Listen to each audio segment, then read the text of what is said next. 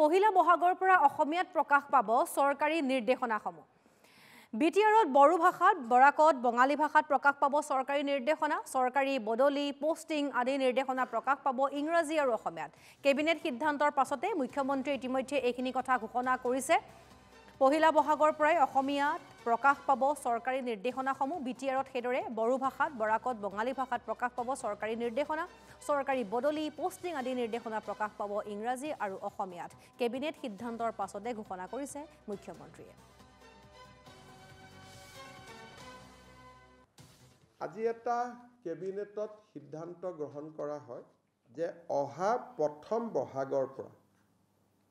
বহাগৰ পৰা চৰকাৰৰ যিমান ট্ৰান্সফাৰ অৰ্ডাৰ ওলাব, পোষ্টিং ওলাব, গাইডলাইনছ ওলাব, ৰুলছ ওলাব, ৰেগুলেশ্যন ওলাব, নটিফিকেশ্যন ওলাব, অফিচ মেমৰেণ্ডাম ওলাব, এই গোটেইবিলাকতে ইংৰাজীৰ লগতে অসমীয়াও ইয়াত সংলগ্ন কৰিব লাগিব। তাৰমানে দুখন নটিফিকেশ্যন ওলাব, এখন ইংলিছ, এখন অসমীয়া।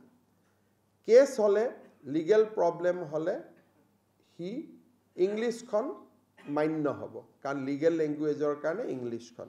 বৰাক উপত্যকাত বেংগলী থাকিব, বিটিআৰত বড়ো থাকিব অতিৰিক্তকৈ। অৰ্থাৎ বৰাক উপত্যকাত বঙালী থাকিব, বিটিএডিত বড়ো থাকিব আৰু সমগ্ৰ অসমতে ইংৰাজী আৰু অসমীয়া।